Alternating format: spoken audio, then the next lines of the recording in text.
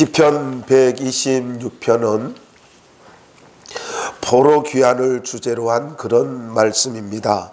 그러니까 바벨론 포로에서 70년 동안 생활을 하다가 그 생활에서 벗어났어요. 자기들이 무엇을 노력을 해서 된 것이 아니라 갑자기 포로에서 해방이 되어진 것입니다. 이 감격을 표현하면서 더 나아가서 아직도 바벨론 포로 생활을 하고 있는 남은 백성들을 위해서 기도하고 있는 것을 지금 말씀해 주고 있습니다. 자, 이 바벨론 포로에서 해방되어지는 것을 조금 더 생각해 보기를 원하는데, 바벨론 제국의 느부갓네살 왕이 주전 605년경에 애굽을 침략을 합니다. 그리고 대접전을 치르고 난 다음에 돌아오는 길에 남쪽 유다를 가지고 공격을 합니다. 이때가 바로 우리가 성경 열왕기하를 보면은 또 역대하를 보면 나오는데 여호야김이라고 하는 왕입니다.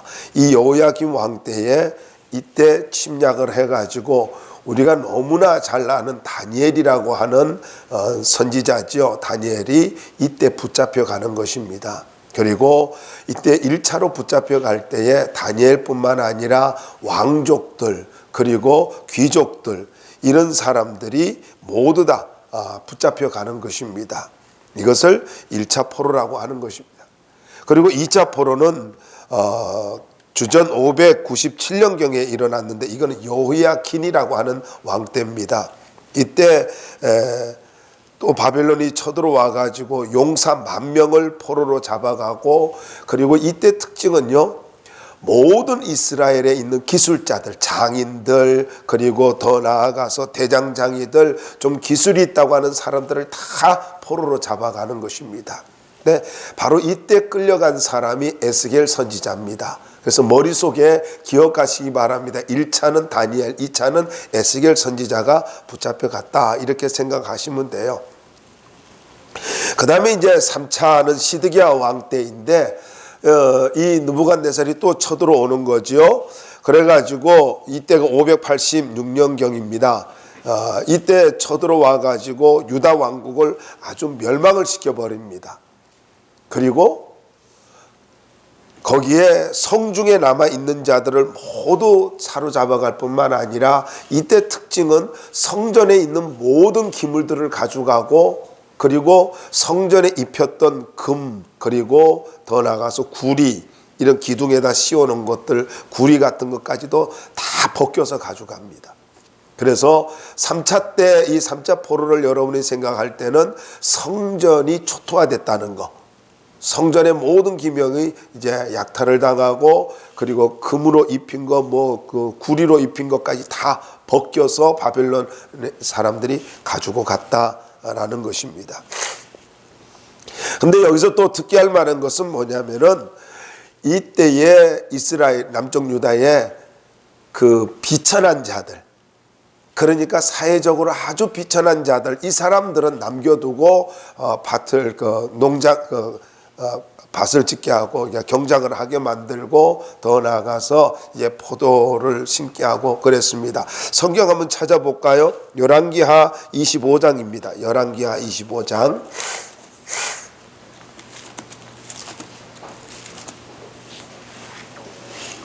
열왕기하 25장 12절 말씀을 보시기 바랍니다.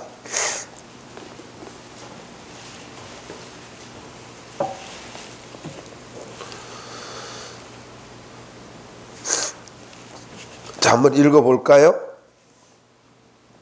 12절 시작. 시대장이 그 땅에 비천한 자를 남겨두어 포도원을 다스리는 자와 농부가 되게 하였더라. 그리고 조금 더 13절까지 보자고요. 시작. 갈대아 사람이 또 여호와의 성전에 두 녹기둥과 받침들과 여호와의 성전의 녹바다를 깨뜨려 그 놋을 바벨론으로 가져가고, 그리고 쭉 보면은 다 이제 성전에 필요한 그릇들을 다 가져가 버렸습니다. 자, 이렇게 나라가 완전히 멸망을 당한 상태에서 소망이 없이 살아가고 있었단 말이죠. 여러분 한번 생각해 보십시오. 도무지 희망이 없는 시대로 70년을 보냈어요. 여러분, 우리가 70년을 보냈다고 하는 건 단순히 생각하면 안 됩니다. 36년 일제에 우리가 압제를 당했는데도 여전히 우리는 그 잔재가 아직도 남아있지 않습니까? 두고두고 재밌는 이야기가 있죠. 어느 목사님께서 이제 해방이 되어가지고 너무 기쁜 나머지 목사님이 설교를 하는데, 이제부터 우리는 아싸리 일본 말을 하지 맙시다 그래 버린 거예요. 뭔 말인지 모르시는구나. 여러분, 일본의 것을 전혀 이렇게 쓰지 말자고 해놓고도 나도 모르게 습관으로 나오는 것들이 얼마나 많아요. 그리고 건축 용어들 얼마나 많습니까? 그러니까 우리 70년이라고 하면은 이건 엄청난 것입니다. 절망 가운데 있는 상황이고 희망을 잃어버린 그런 상황이죠. 이럴 때에 도무지 어떤 희망이 없는 그때에 너무나 놀랍게도 하나님의 주도적인 역사로 말미암아 이스라엘 백성들이 바벨론 70년의 포로 생활에서 귀환을 하는 역사가 일어나게 되는 거예요. 저들이 무엇을 했느냐면 아무것도 안 했어요. 저들은 낙심하고 절망한 가운데 있었습니다. 그런데 이사야 선지자나 예레미야 선지자가 예언한 대로 70년이 차고 나니까 하나님이 움직이기 시작하신 거예요. 근데 놀라운 일이 벌어지는 것이 뭐냐면, 어떻게 벌어졌냐면은 페르시아 왕 고레스가 이 바벨론을 가지고, 벨사살 왕이죠. 벨사살을 가지고 침략을 합니다. 그래서 그날 밤에 죽여버립니다. 근데 이때가 언제예요? 벨사살 왕이 아주 느긋하게 왕족들을 데리고 그리고 귀족들을 데리고 술판을 벌였단 말이에요. 그것도 무엇으로요? 성전의 기명으로 술판을 벌인 거예요. 그럴 때 벽에 손가락이 나타나서 글씨를 쓰게 되고, 그리고는 네가 내 저울에 달려서 부족함이 보였다라고 하는 이 글을 읽고는, 그리고 그날 밤에 죽습니다. 자, 중요한 문제가 여기서 한 가지를 짚고 넘어가야 되잖아요. 술을 먹는데 성전의 그릇으로 성물로 술을 먹었어요. 그리고는 어떻게 됐습니까? 그날 밤에 죽었습니다. 여러분, 바로 쾌락과 술, 이것이 인생과 나라를 망치게 한다는 것을 바벨론을 통해서 우리는 배울 수가 있습니다. 성적인 타락, 로마를 통해서 우리가 배울 수가 있습니다. 나라가 망하는 거죠. 그런데 이렇게 이 페르시아 왕 고레스가 바벨론을 정복하고 난 다음에 너무 기뻤는지, 물론 여러 가지들이 또 있습니다만은 그가 너무 기뻐가지고는 이제 모든 포로민들, 그래 유대인들만이 아닙니다. 이스라엘 백성들만 아니라 모든 포로민들은 본국으로 돌아가라, 이렇게 명령을 하는 것입니다. 그래서 1차 귀환이 이루어지는 거예요. 참 놀랍지 않습니까? 1차 귀환이 이루어지고 난 다음에 그 다음에 이제 실제로는 1차 귀환이 이렇게 이루어졌는데, 한 해가 지나서 고레스가 537년에 기원전 537년에 모두 돌아가라라고 했는데, 실제로 돌아온 것은 538년에, 그런데 537년에 이렇게 돌아오고 나면 그 다음 해에 돌아오게 되는데, 이때에 돌아올 때에 다윗 왕의 후손인 스룹바벨에 의해서 이 인도에서 모든 사람들이 돌아온단 말이에요. 그러니까 여러분, 이 스룹바벨이 예루살렘으로 돌아올 때에 다윗의 왕족이잖아요. 이게 마태복음 1장의 족보에 보면 나오는 사람인데, 이때 스룹바벨이 돌아와서 제일 먼저 한 일이 뭐냐면은 성전 재건이었어요. 성전 재건. 그래서 1차 포로 귀환은 머릿속에 뭐를 생각하면 됩니까? 바로 성전 재건이었다라고 생각하면 돼요. 그래서 솔로몬 성전, 그 다음에 스룹바벨 성전, 그 다음에 헤롯 성전, 이렇게 이어지는 것입니다. 자, 그 다음에 2차 귀환이 이루어지는데, 2차 귀환은 에스라를 중심으로 해서 이렇게 이루어지게 됩니다. 에스라는 학사 겸 제상이었는데, 그가 와가지고는요 하나님 말씀을 낭독하고 말씀 운동을 일으키고 회개 운동을 일으킵니다. 그래서 2차 포로 귀환의 특징은 뭐냐면은 바로 회개 운동이었다, 이렇게 보시면 됩니다. 말씀으로 돌아가서 회개 운동을 하게 만든 것. 그리고 모두 다 이렇게 이방인과 결혼한 것을 이제 끊어버리고 그런 결단들을 하게 되죠. 다음에 3차 포로 귀환이 있었는데 이 3차 포로 귀환은 주전 440년경입니다. 느헤미야에 의해서 포로 귀환이 이루어졌는데 이때의 특징은 성벽 재건입니다. 자, 정리할게요. 성전 재건, 그 다음에 회개운동, 그리고 세 번째는 성벽 재건입니다. 근데 이 성벽 재건을 할 때에 어떤 일이 벌어지냐면은 빈부귀천 그리고 남녀노소 누구나 막론하고 모두 다 동참을 했어요. 모두 다. 여기 아름다운 모습이 있는 것입니다. 1차나 2차나 3차도 공통된 게 뭐냐면은요, 하나님의 일을 하는데 누구 하나 예외됨이 없이 다 동참을 했다는 거예요. 근데 성벽 재건을 할 때에 뭐 어마어마한 헌신을 한 것이 아닙니다. 느헤미야서를 보면은 자기 문을 가지고 달고 자기 문 옆을 보수하고 그 바로 옆에 자기가 할 수 있는 일들을 다 한 거예요. 엄청난 헌신을 한 것이 아니라 자기가 할 수 있는 바로 그거를 가지고 했다라는 것입니다. 그래서 느헤미야서를 통해서 우리가 교훈을 받을 수 있는 것은 하나님 앞에서 헌신을 할 때에 하나님 앞에 헌신할 때에 누구나 예외 없이 모든 사람이 동참했고 자기가 할 수 있는 만큼 자기의 능력선에서 다 헌신을 했다라는 것입니다. 자, 이 말씀을 통해서 우리 크게 두 가지를 좀 생각해 보기를 원하는데, 첫 번째는 꿈같은 하나님의 역사는 반드시 있다라는 것입니다. 하나님 꿈같은 역사를 반드시 일으키시는 분이다 라는 거예요. 언제 이런 일이 벌어졌어요? 여러분 1절 말씀에 보면은 나옵니다만은요, 여러분 저들이 절망 가운데 있었습니다. 낙심 가운데 있었는데 1절 한번 읽어볼까요? 시작. 여호와께서 시온의 포로를 돌려보내실 때에 우리는 꿈꾸는 것 같았도다. 자, 여러분, 바벨론 70년의 포로 생활 속에서 저들이 낙심과 절망 가운데 있을 때에 전혀 예기치 못한, 아니 생각해 보세요. 페르시아 왕 고레스가 자기들을 해방시켜 줄 거라고 어떻게 알았습니까? 근데 여기 오늘 보면은 역사적으로는 이 고레스가 한 거예요. 고레스가 했습니다. 그런데 오늘 이 말씀에 보니까 여러분들이 이 시편에 있는 말씀을 보시면은 여호와께서 시온의 포로를 돌려보내실 때에, 이 말입니다. 누가 했다라고요? 고레스가 아니라는 거예요. 이걸 누가 한 것입니까? 하나님이 하셨다는 거예요. 주체가 하나님이라는 거예요. 여호와께서 시온의 포로를 돌려보내실 때에, 여러분 여기서 우리가 참 중요하게 생각을 해야 된다라는 것입니다. 그것은 하나님께서 역사하시면 누구를 통해서도 일하실지 모른다는 거예요. 언제나 우리는 하나님의 일을 나를 중심으로 생각을 합니다. 내가 능력이 없으면 하나님도 못하실 것 같아요. 내가 뭔가를 못하면은 이건 안 되는 일로 생각을 합니다. 그런데 여러분, 여기서 분명히 역사적으로 또 우리 말씀으로 보여주고 있는 것은 하나님이 하시면은 내가 능력이 없어도 어떤 모양으로도 역사하신다는 거예요. 어떤 모양으로도. 그래서 꼭 내가 어떤 큰 일을 이룰 것이다, 아니요. 하나님이 누구를 통해서도 역사를 일으키실 수 있다라는 거예요. 그래서 우리는 여기 이 말씀에서 여호와께서 바로 이 말씀을 붙잡아야 되는 거예요. 모든 기적의 주체는 하나님이십니다. 모든 행복의 주체가 누구예요? 하나님이에요. 내 능력이 아니라는 말이에요. 하나님이라고요.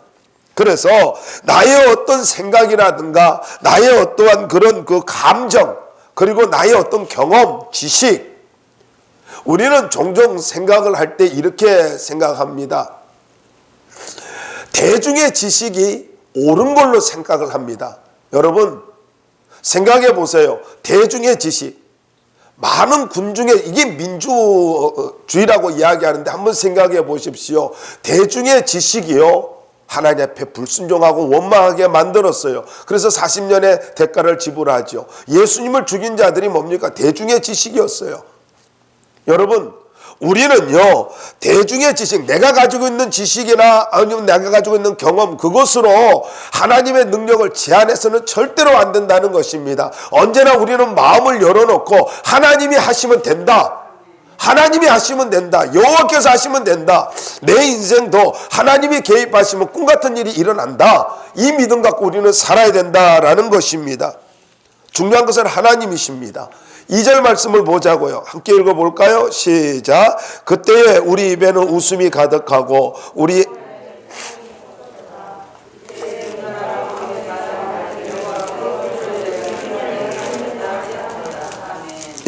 여러분 이 말씀을 보시다 보면은요 이런 말씀이 있습니다. 웃음이 가득하고 이라는 말씀이 있는데 이 말이 완전한 행복을 말을 하는데요. 이 가득하고라고 하는 히브리어가 참 재미있습니다. 뭐냐면은 이 가득하고라면은 이 말은요 채운다라는 뜻이에요. 채운다. 그러니까 그때에 우리 입에는 웃음이 가득하고 하나님께서 우리의 혀에 우리의 입에 웃음을 가득 채워주셨대요. 가득 채워주셨대요. 여러분 생각해 보시기 바랍니다. 이걸 가지고 우리가 좀 이해해야 될 것이 뭐냐면요 바로 행복은 하나님이 채워주시는 거다라는 거예요.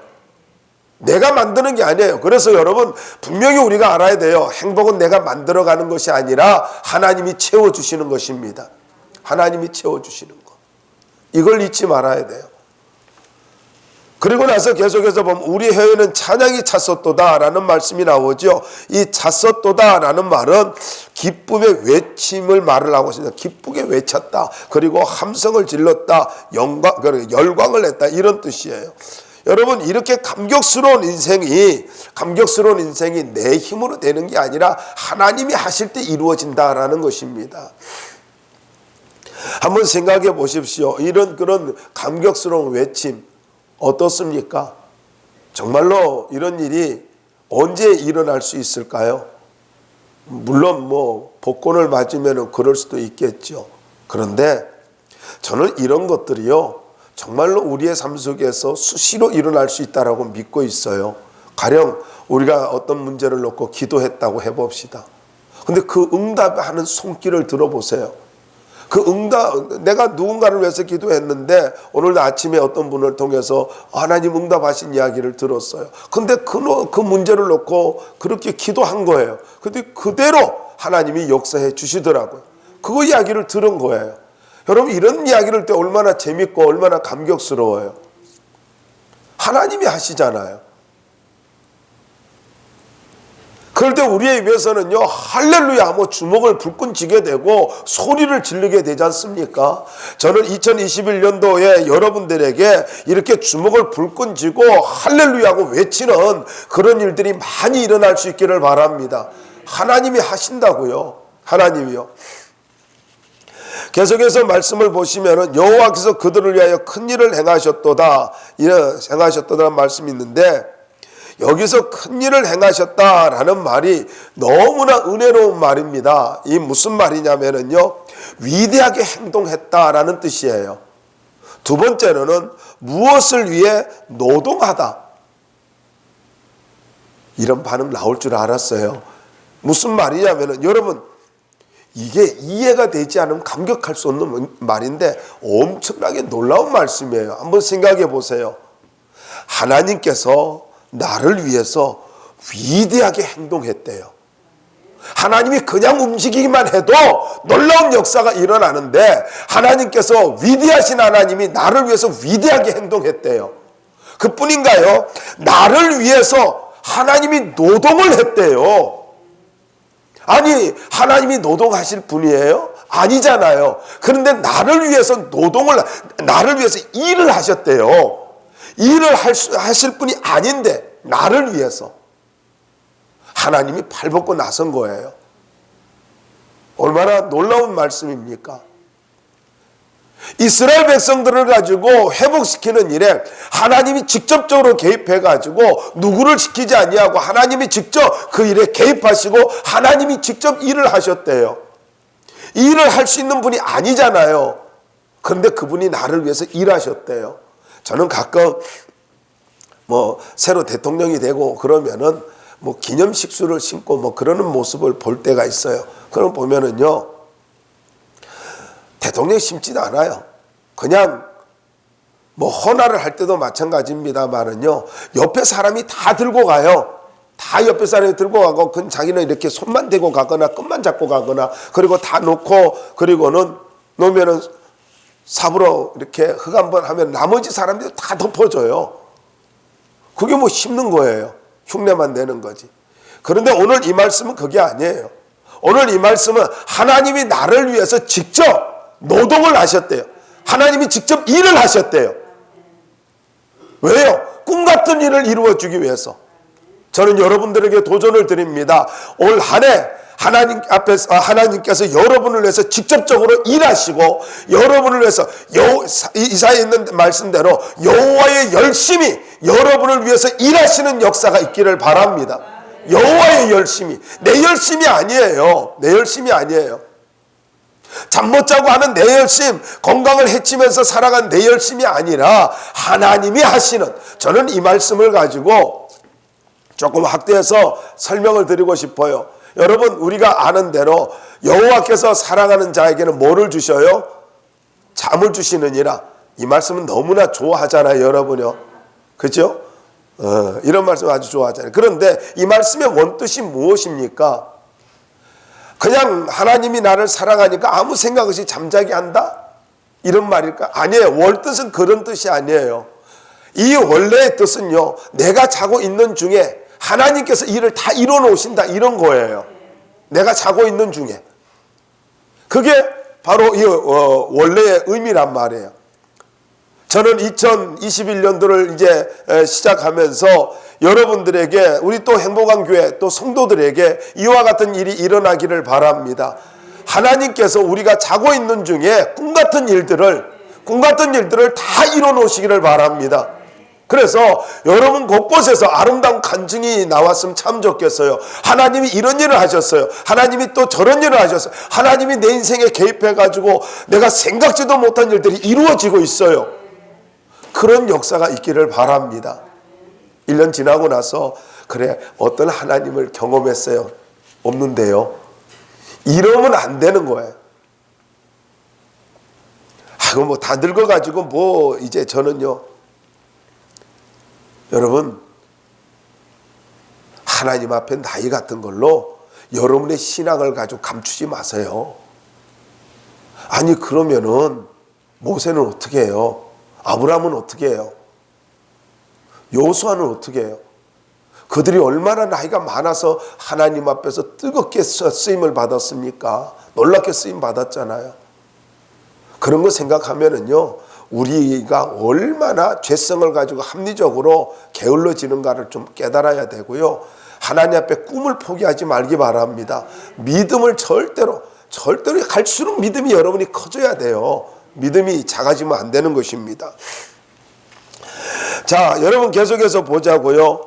여기에 이 말씀을 보시면은요, 그때에 문나라 가운데서 말하기를, 이 말은 옛날 개역 성경에는 열방 중에서 말하기를 이렇게 표현했는데, 이 말이 무슨 말이냐면은요, 문나라 열방, 이 말은 하나님을 믿지 않는 존재들을 말합니다.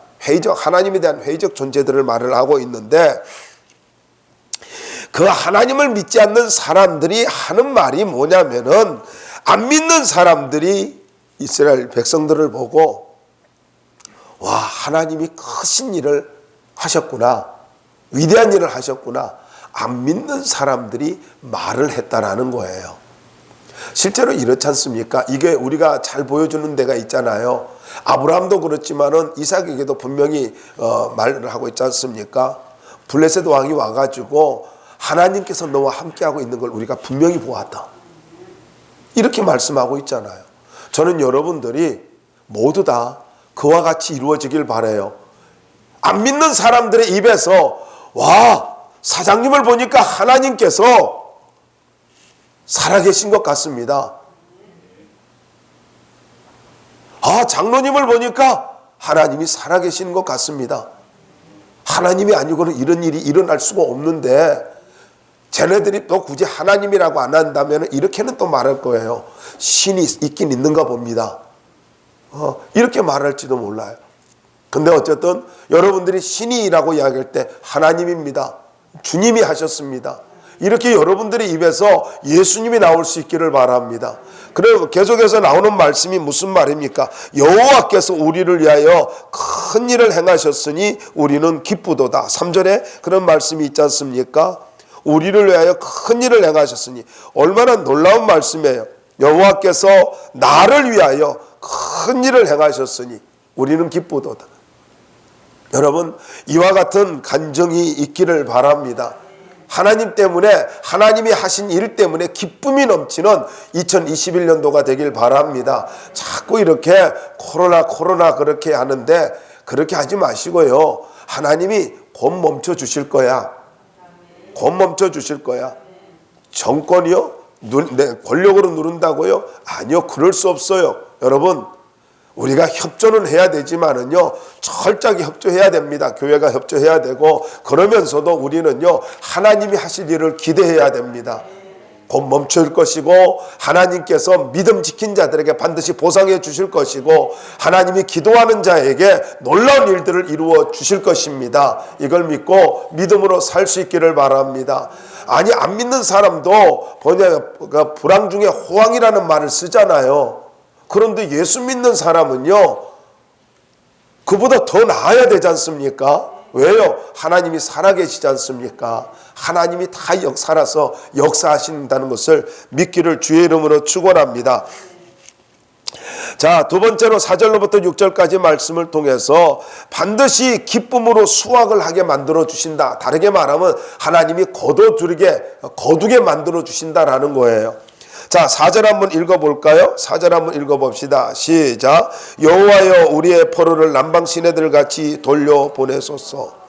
자, 여러분, 이 말씀을 보면은요, 간단하게 이야기할 수 있어요. 남아있는 포로들을 해방시켜달라, 이 말이죠.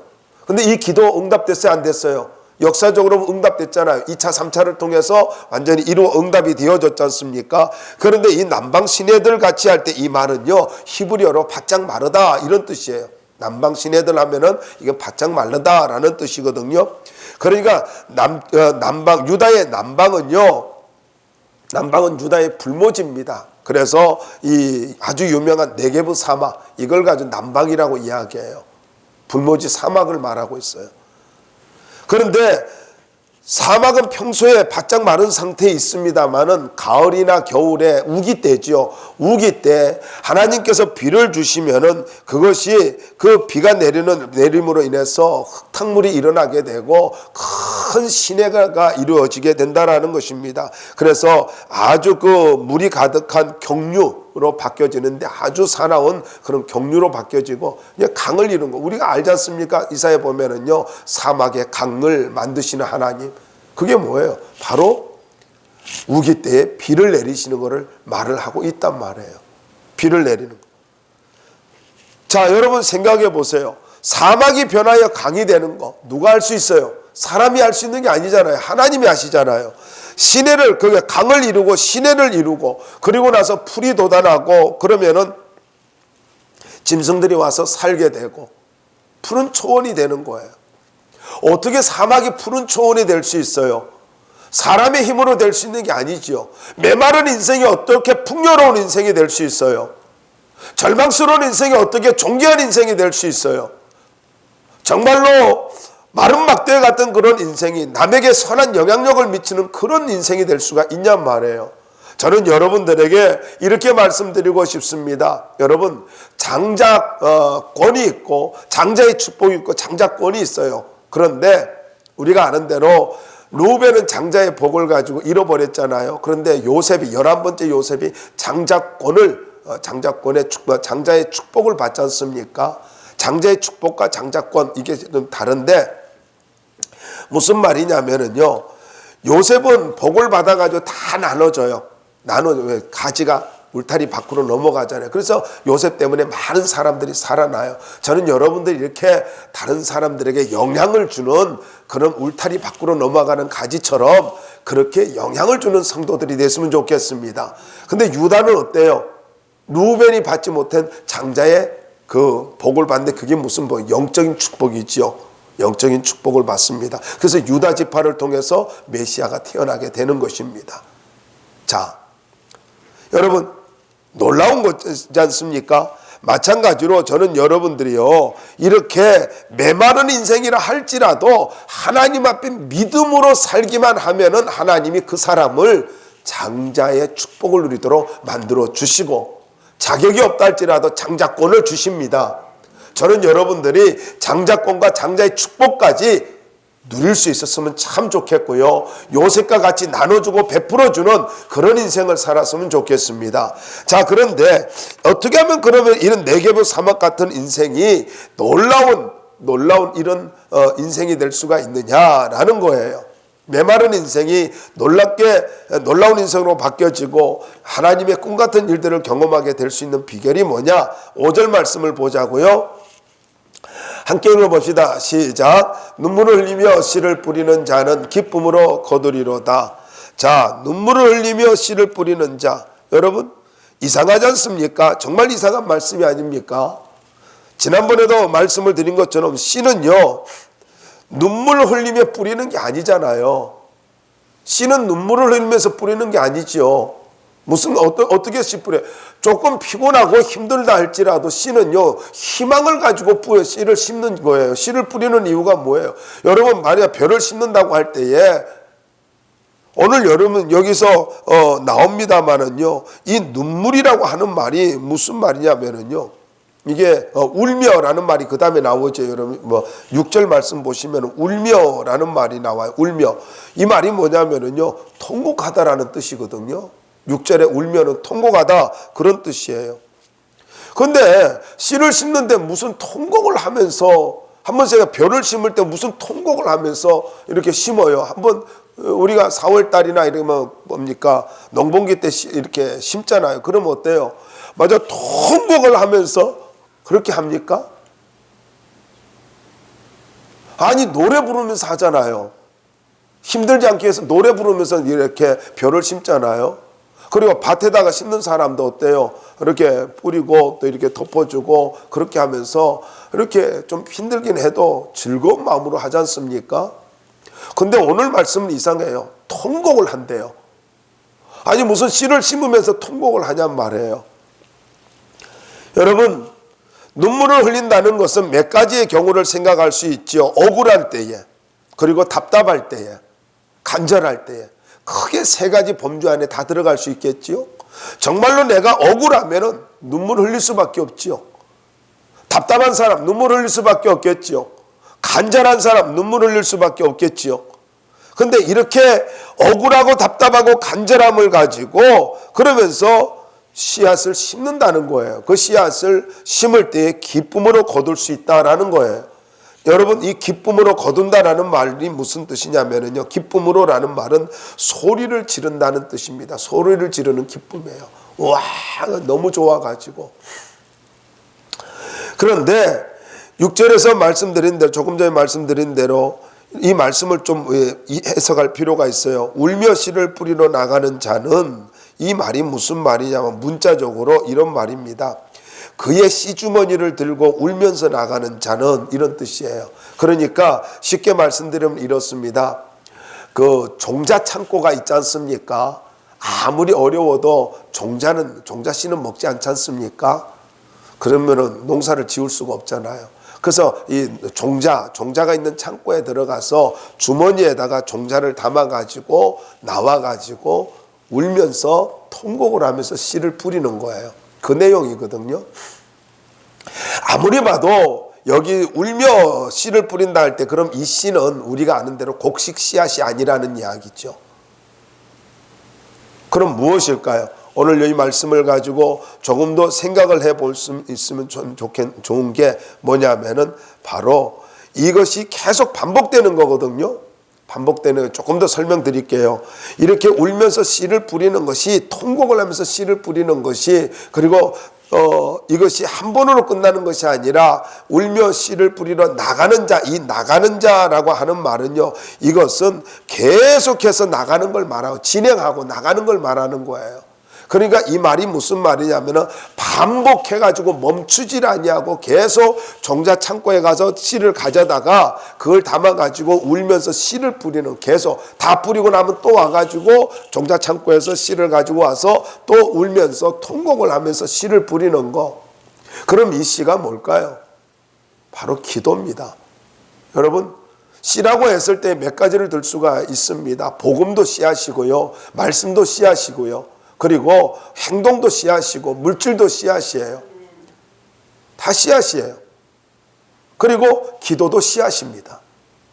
여러분, 우리의 신앙생활 하는 가운데 하나님 앞에 드리는 것도 다 씨앗이에요. 그런데 여기서 지금 말하고 있는 것은 무엇입니까? 바로 기도입니다. 기도예요. 아니, 눈물 흘리면서 막 헌금하면서 막 이렇게 막 통곡을 하면서 헌금하는 사람이 있어요? 없잖아요. 한 사람 딱 봤어요, 살면서. 나중에 이야기할게요. 어쨌든 여러분, 여기서 기도입니다. 울면서 기도하는 거, 눈물의 기도, 그걸 이야기하는 거예요. 간절함을 가지고 눈물로 기도했을 때에 하나님께서 그 눈물의 기도를 들으시고 기도의 씨앗을 심을 때에 하나님께서 그 눈물의 기도를 들어주시고 감격스러운 일들을, 꿈같은 일들을 이루어 주신다는 것입니다. 그러면 이런 이야기가 되는 것입니다. 여러분, 기도하는 자만이 꿈같은 일을 경험할 수 있습니다. 간단해요. 누가 꿈같은 일을 경험한다고요? 하나님 나는 왜 축복을 안 해주느냐고요? 오늘 이 말씀대로 우리가 좀 적용을 하자고요. 눈물을 흘리며 통곡을 하면서 기도하는 자, 하나님 앞에 눈물을 흘리면서 통곡을 하며 기도하는 자, 하나님이 꿈같은 일을 만들어 주신대요. 그럼 다르게 말할까요? 울면서 기도하지 않냐고 노는 자, 꿈같은 일이 안 이루어진다는 이야기예요. 여러분, 분명히 우리가 깨달아야 할 사실입니다. 그런데 밭에다 잘 씨앗은 잘 뿌려야 되잖아요. 길가에다 뿌리면 안 되잖아요. 밟히거나 새가 먹어버리고. 요즘 비둘기들은 겁을 상실해가지고요, 걸어가는데 비키지를 않아요. 내가 피해가요. 왜냐면 놀라서 날아갈까봐 나는 비둘기만 보면 옆으로 피해갑니다. 그런데 어떤 애들은 겁을 상실해 내게 달려와요. 그러면 이놈이 왜 올까 하고 또 피해주는데, 길거리에다가 뿌리면 어때요? 씨앗을 새들이 먹어버려요. 그리고 돌밭에다 뿌리면 어때요? 싹이 나도 금방 죽어요. 그리고 가시밭에 뿌리면 어떻습니까?